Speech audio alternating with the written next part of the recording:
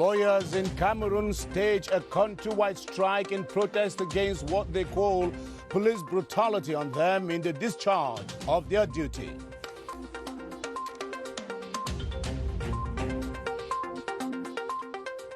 Cameroon marks World Day of Persons with Disabilities with a call for disabled persons not to consider their disability an inability.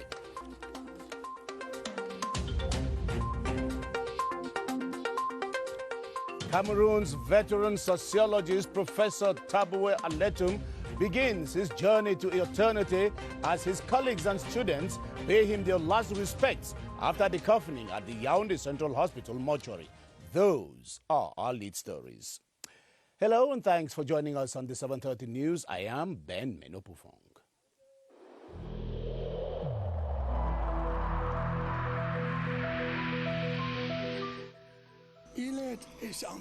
Each of us must comply with the measures that have been taken.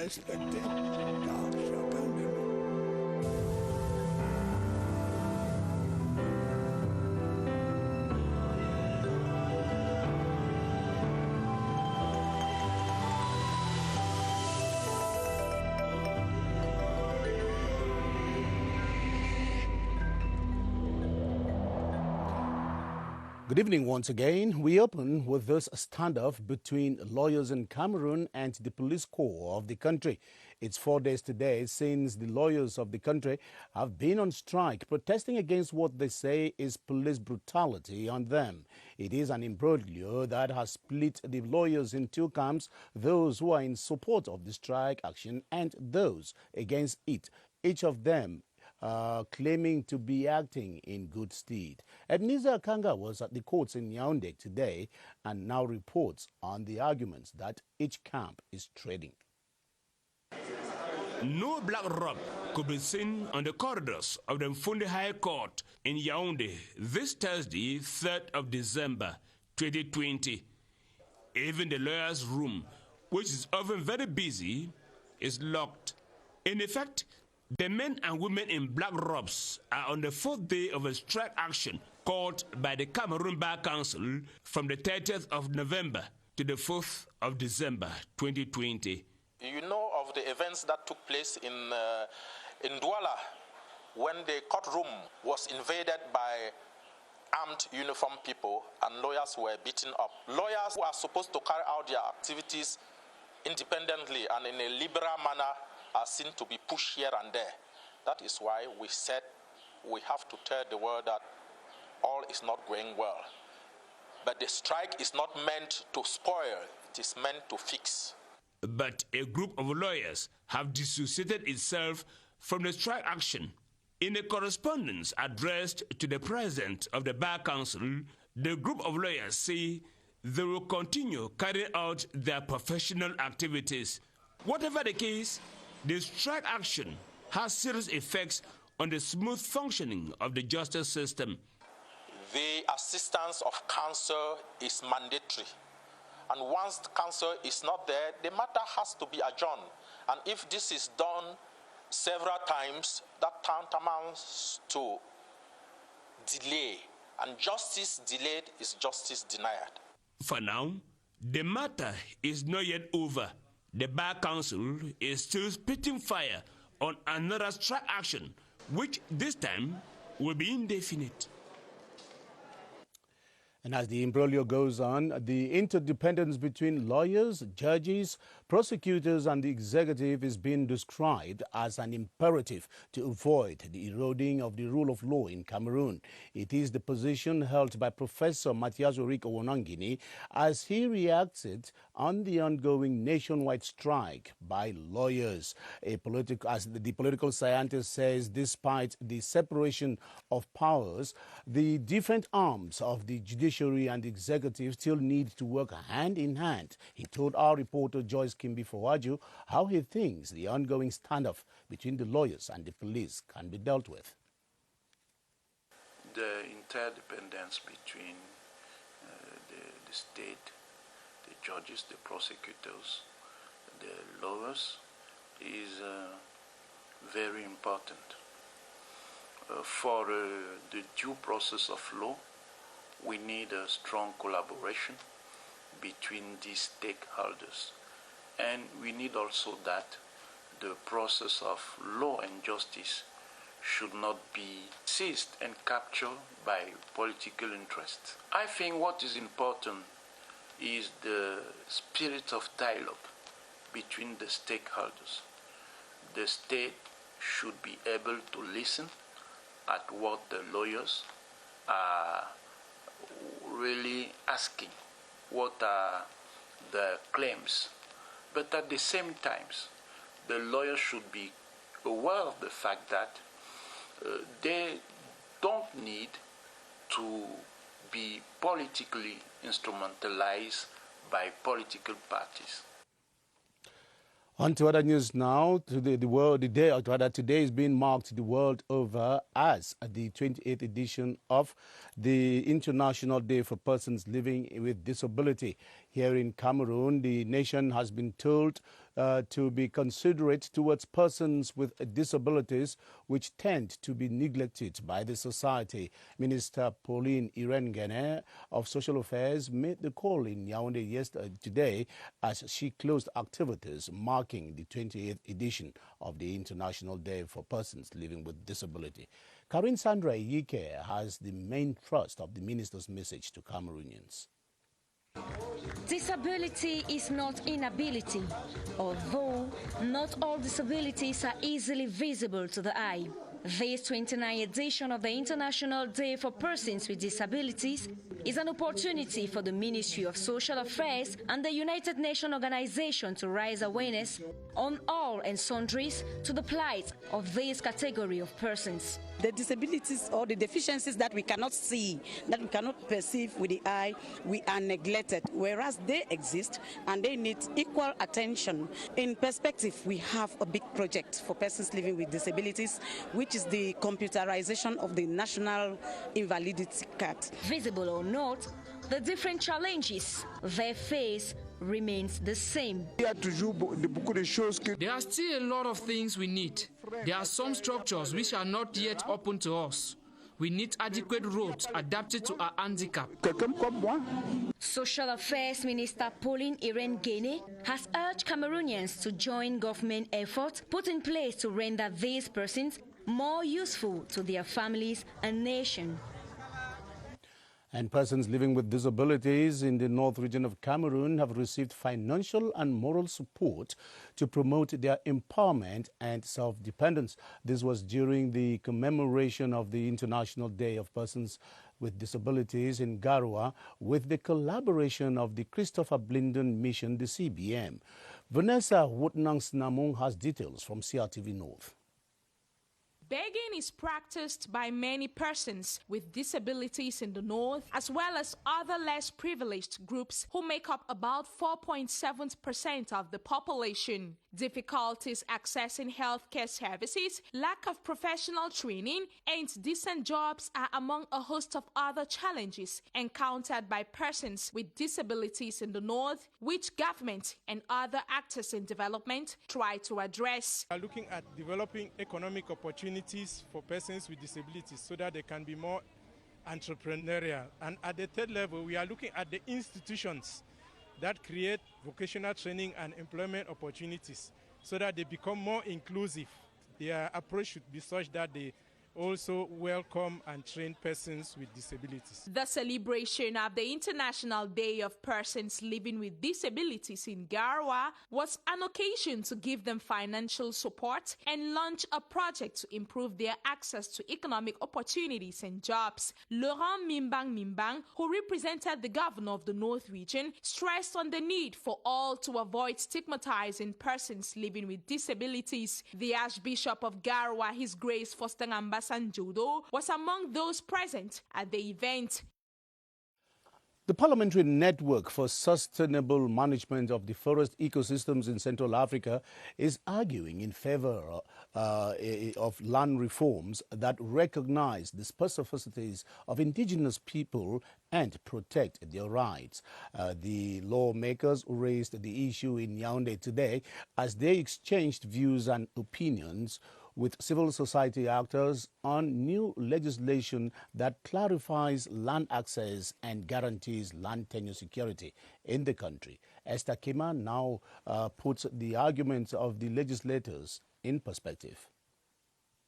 With land inextricably linked to other underground resources and its increasing demand for investments, it is crucial that a land policy document be designed. The lawmakers, led by Senator Jean-Marie Mama, are conscious of the country's demographic growth and the rise in land conflicts, so they advocate for a review of large-scale land lease. Land has to be managed in Cameroon in a more sustainable manner that will engage in food sufficiency, that will involve gender equality, and that will give access to the local communities to gain land for pastoral and agricultural activities. Not only should indigenous peoples be meaningfully involved in land deals, the expropriation, compensation and retrocession system should be improved by the states pressed in parliaments. Granting property rights to each village and securing land tenure entitlements for investors are also vital for Cameroon's development strategy.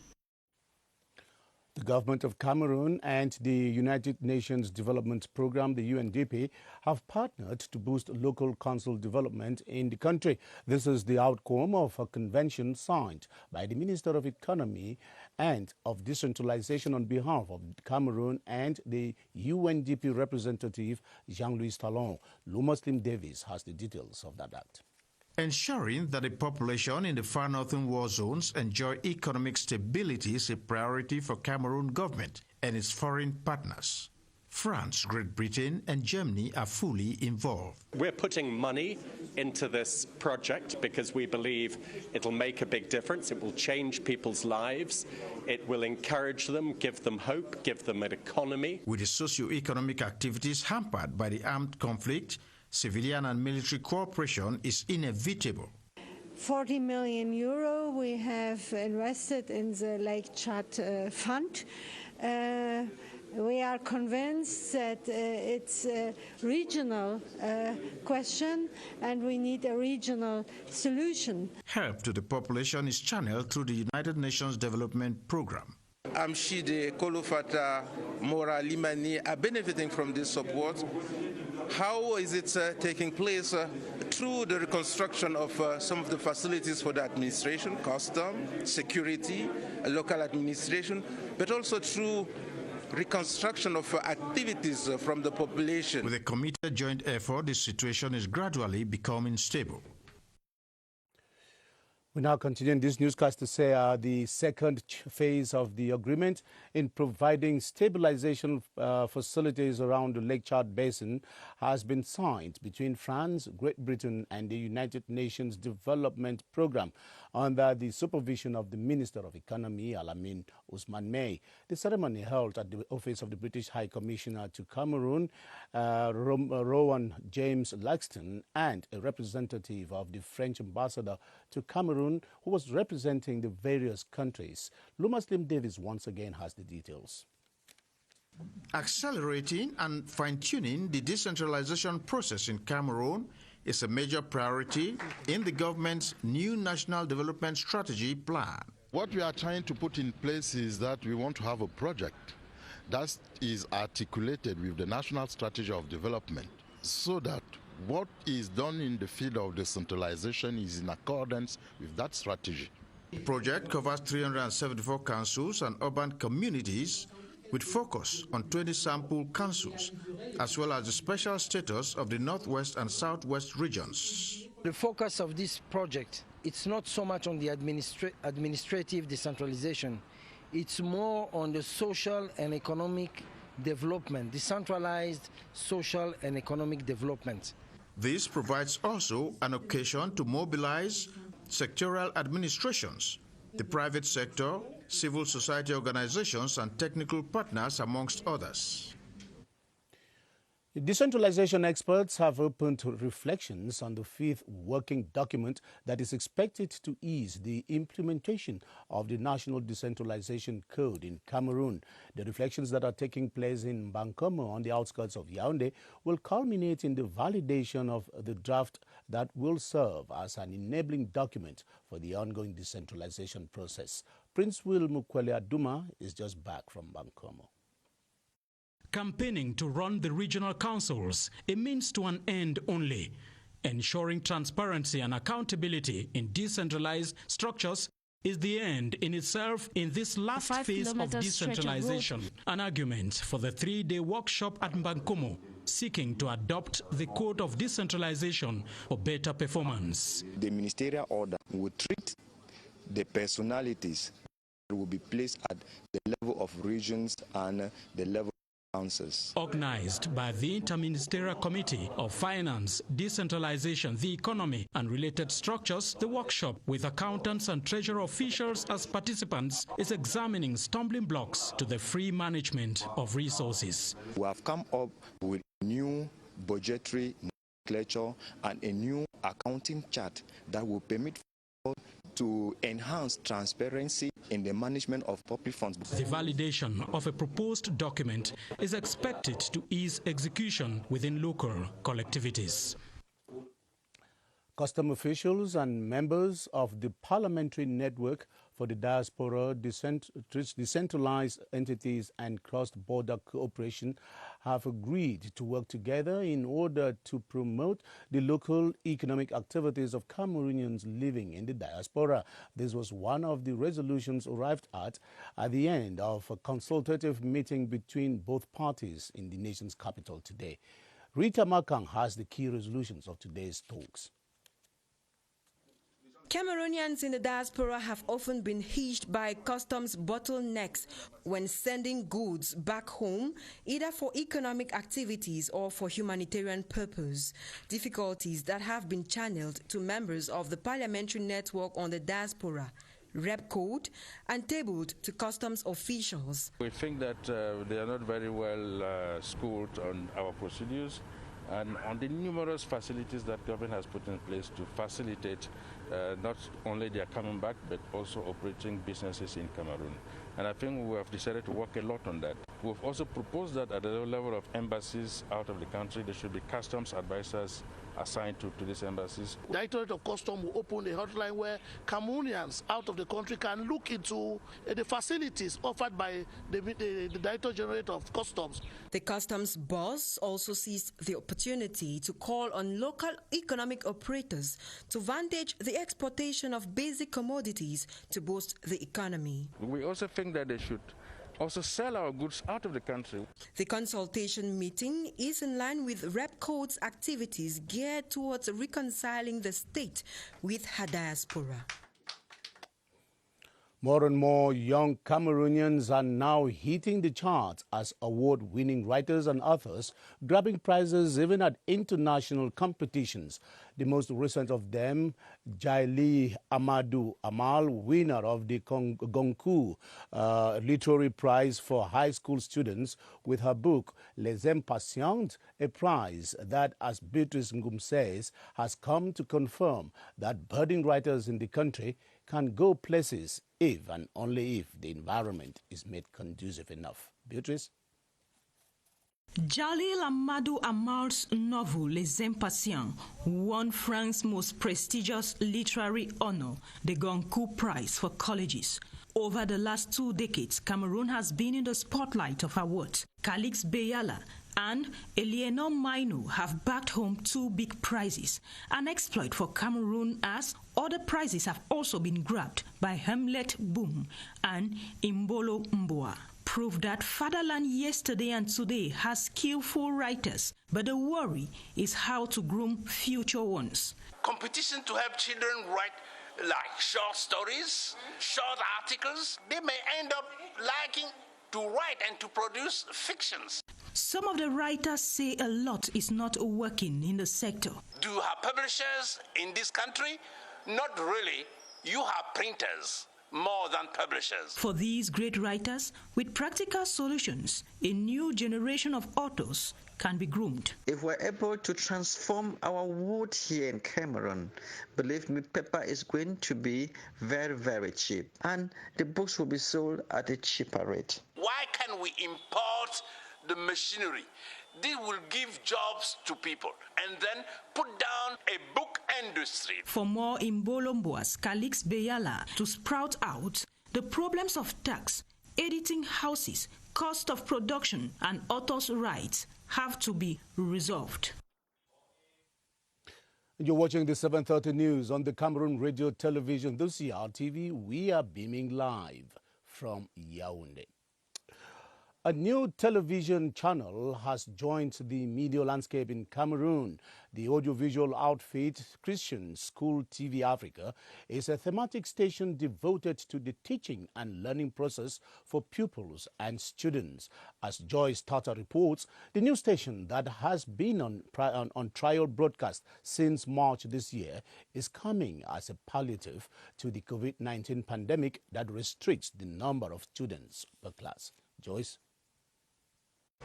The little girl's smile which pulls your attention towards School TV Africa, a response strategy to the negative effects of the COVID-19 pandemic to ensure education gets to every youth, irrespective of social backgrounds. The TV channel so far records about 2,500 hours of classes on satellite, streamed in all 10 regions of Cameroon and West Africa. Paul Erikinge's vision is to accompany learners prepare for exams, help students to sit for national and international competitive entrance examinations while facilitating e-learning. Different programs are sciences, history, geography, French, English, all courses in program in Cameroon. Our teachers are teachers from École Normale Supérieure in our country. School TV Africa, access to knowledge made easier. Now on to this press release from the National Communication Council, and it reads, the President of the National Communication Council informs public opinion that there are reliable reports that television channels are spreading seditious information through certain television broadcasts in the Mungo division in the littoral region. These illegal television channels, which incite hatred among the population, also broadcast slogans of dead towns in the northwest and southwest regions. Pursuant to the decree of the 23rd of January 2012 on the reorganization of the National Communication Council, the Council ensures the respect of good social order through the media. And in view of the foregoing, the President of the National Communication Council asks television broadcasters throughout the national territory and specifically those of the Mungo division to put an immediate end to the broadcasting of all programs and information of a seditious nature likely to undermine social peace and the smooth running of the regional elections of the 6th December 2020. Violation of this measure are liable to sanctions by the National Communication Council in accordance with the legislative and regulatory provisions in force. And it has been signed. Peter Isoka, the President of the National Communication Council. One of the pioneer anthropologists in Cameroon, Professor Emeritus Paul Nkui, is celebrating over 4 decades of professorship. His former students and colleagues of the University of Yaoundé brains behind the celebrations have published a book in his honor highlighting his landmark achievements as professor in anthropology. The 80-year-old varsity veteran is, by dint of his numerous publications, a monument of anthropology in universities in Cameroon and abroad.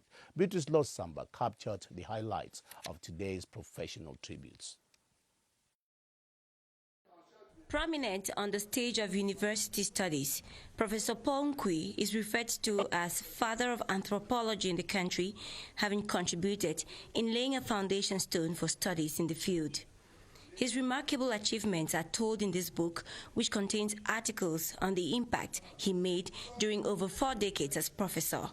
It's a huge spillover of the foundation that he laid, and his former students think that it is worthwhile acknowledging him while he is alive. Professor Emeritus Paul Nqui's anthropology journey began here at the University of Yaoundé 1, where he spent over 30 years after defending his PhD in Switzerland. The anthropologist, who marks 44 years as professor today, is proud of his legacy. I am proud that the students I'm formed, they guarantee the future. Now a member of the Constitutional Council, the 80-year-old Professor Emeritus still authors anthropology-related. We stay with tributes, but this time a posthumous academic honors organized by the University of Yaoundé 1 in honor of Professor Michael Taboué, who died on the 17th of September 2020. The 80-year-old lecturer served as the founding head of the Department of Political Science of the University of Yaoundé 1, of the University of Yaoundé 2 before his death. Ewane Epole was at the academic honors event on the SWA campus and now reports. The academic tribute organized by the University of Yaoundé 2 SWA in honor of Professor Emeritus Michael Aletum Taboué, where before his death served as founding head of the Department of Political Science, was a moment for the entire university system in the country to acknowledge his works. According to various speakers, Professor Michael Aletum Taboué was a talented lecturer and good manager whose contribution to the university community will forever remain indelible.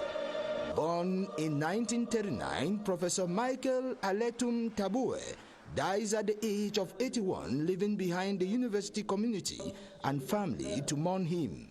He will be buried on December 10, 2020 at the St. Joseph Catholic Cathedral in Big Mankon, Bamenda.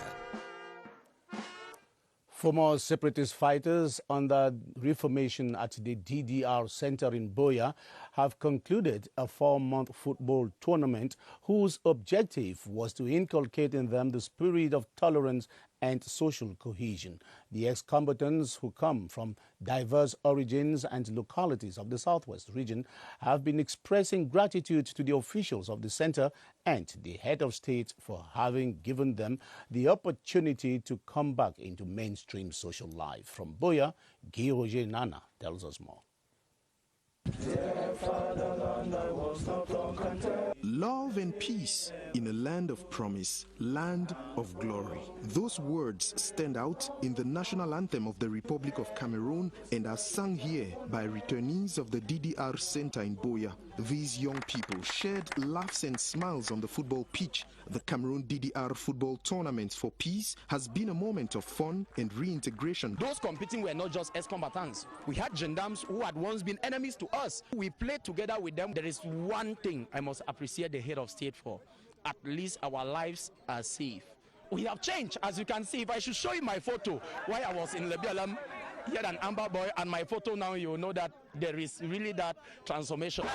All these making a fun day to inculcate in the returnees a sense of fraternity, of love, tolerance, peaceful coexistence, and of course to prepare them for their reinsertion into society. CNDDR for Peace FC received their trophy from the hands of the Inspector General at the Southwest Governor's Office after their 2-1 victory over Bostal Institute for Peace FC. And that's it for the 7:30 news for today and for the week. Let's do it all over again on Monday. Thanks for watching. Bye-bye.